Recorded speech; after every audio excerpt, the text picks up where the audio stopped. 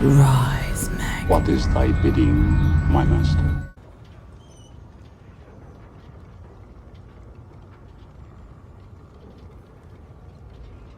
So The Mandalorian's second season has come to an end and season 3 drops next December. It seems like such a long wait, and it probably will be, but we have so much to talk about in the meantime. Chapter 16, or the season 2 finale, which dropped yesterday, gave us all so much to think about and many different elements to consider going forward. In today's video, I'm going to be elaborating on what we can expect plot-wise going forward into The Mandalorian Season 3 and what implications yesterday's episode has on the future of the live-action Star Wars show. We're going to start with the Darksaber. Boba and Mando found Bo-Katan and Koska Reeves on an industrial planet and managed to convince the pair to join them on their mission to rescue Grogu from the Imperial Remnant, Moff Gideon. It was clear that Bo-Katan wanted to face off against Gideon herself to win the Darksaber and regain Mandalore. Things didn't exactly go to plan though, as it ended up being Din Djarin who was the one who faced off with Moff Gideon with his Beskar spear and won the Darksaber for himself. When attempting to hand it over to Bo, Gideon rightly pointed out that it has to be won in combat and not simply just handed over. Bo-Katan agreed, but the matter was never settled. This is a huge plot point going into Season 3, as I believe this issue will be focal to the start of the next episode in December of 2021. The question is, will Bo-Katan fight off against Mando and reclaim the Darksaber, with our titular character being killed off? The weird thing about this whole situation is that Mando doesn't even care about the Darksaber, or Mandalore for that matter. He even called the planet cursed. If Bo does end up defeating Mando, does this mean a change in emphasis for the storyline? Ultimately, the show is titled The Mandalorian. If Din is killed off, the series might go on to follow Bo's quest to recapture Mandalore, and so the title of the show will mean something different. Alternatively, what if Mando wins the fight and holds on to the Darksaber for himself? Perhaps he will start to take interest in the mission and head to the planet of Mandalore, although this seems quite unlikely.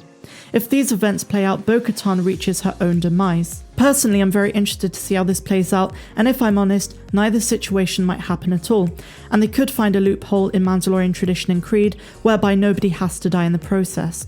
I can't see them flat out killing off either character, but hey, I'm always up for a good plot twist, and we all know how common those have been this season. So now let's talk about Grogu and his future. This is undoubtedly the most exciting part of the show going forward. Be honest, I couldn't have been the only one who screamed with joy when Luke Skywalker showed up yesterday. Now that the Jedi Master has taken Grogu under his wing and will train him, it's important to see how both their futures will shape up, in line with both the timeline that we're in and for the show as a whole. What we know for certain about Luke at this point in the timeline is that he's currently recruiting younglings across the galaxy to train them in the ways of the Jedi at his academy. Now, while it would be easy to assume Luke takes Grogu to the academy and trains him, there is a plot hole with this theory. At this point in the timeline, Leia has just given birth to Ben Solo, who would later become Kylo Ren. According to the Last Jedi visual dictionary, Ben was Luke's first apprentice and didn't start properly training other ones until Ben was aged 10. Unless Dave Filoni is retconning the sequels and the expanded novelizations that they came with, this means that something happens to or regarding Grogu that causes Luke to not end up training him. While I'm currently working on different theories, I believe that either Grogu is captured or dies, or alternatively, some major event is going to cause Din Djarin to reclaim the child, and then they will carry on their adventures as usual as Clan Mudhorn. Based on how enthused and powerful Luke Skywalker was in Chapter 16, perhaps they're trying to explain the slow loss of faith for the Jedi Order that Luke suffered by the time of The Force Awakens.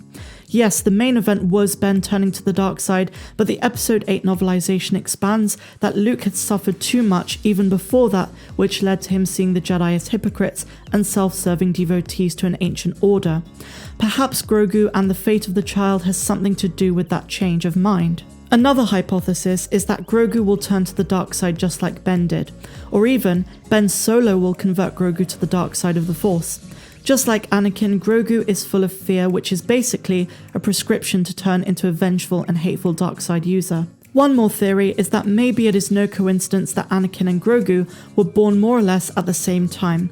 Anakin was Luke's father, and perhaps he will see something in Grogu's mind and past that links the child to his father, for better or for worse. I guess what I'm trying to say is that there are endless possibilities for which direction season 3 will take.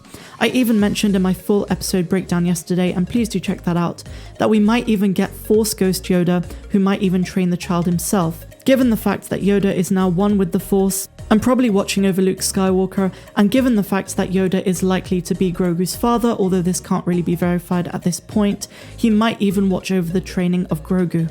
Finally, we need to talk about the Imperial Remnant and the cloning facility. In Chapter 16, Moff Gideon removed all ambiguity and made it clear that Grogu's blood was being used for the cloning project that was going to be the first step in bringing back order to the galaxy. In my estimation, that can only mean one thing: the return of the Emperor. I know a lot of people do not really want to see sequels being linked to The Mandalorian, but it seems more and more likely that that's the direction they're going in. Whether it's to retcon them and make them look better, or whether it's to literally comply with the storyline, we'll have to wait and see. I believe that while Moff Gideon is under the arrest of our heroes, Grand Admiral Thrawn or another big bad is going to come to his rescue and or continue the cloning project, which is now well underway with them having acquired the amount of blood from Grogu that they needed. They will try to connect the rise of Snoke as well in the Mandalorian storyline in Season 3, and while like I said this is probably not the most popular option, I can't see them avoiding this. Now there is one final thing I want to address, and that is Boba Fett. In the post-credits scene of Chapter 16 we were taken to Tatooine, and Boba Fett defeated Bib Fortuna to become the leader of scum and villainy on Tatooine. We then saw the words "The Book of Boba Fett" coming December of 2021. And many of you have asked me, is this going to be The Mandalorian Season 3, or is it going to be its separate thing? Now, I'm going to tell you that The Mandalorian Season 3 is going to be another season of Mando as we've known it, and The Book of Boba Fett will be a separate project. I believe they're going to add The Book of Boba Fett as an ongoing series, and it's going to be at the end of every Mandalorian Season 3 episode. So we're essentially going to get 8 separate scenes at the end of every Season 3 episode of Mando, and that will collectively make up The Book of Boba Fett. But now, my dear friends, I turn it over to you. What do you think about these theories? Do you think they're right? Do you think they're wrong? What do you want to see in Season 3? Let me know in the comments down below. I'm Star Wars Meg, wishing you a phenomenal rest of the day, no matter where you dwell in the galaxy. And one more quick thing, if you've ever considered supporting the channel, please do. Over on Patreon for either $2 or $10 a month, you can get exclusive access to content that's not found here on YouTube, including a new series that I'm starting, which is reading comic books in a sort of visual movie form, while also doing my podcast called Megasodes, where I give you my unscripted thoughts on everything going on in a galaxy far, far away. But anyway, that is the last jibber jabber for this one, and I will see you tomorrow. Have a good one.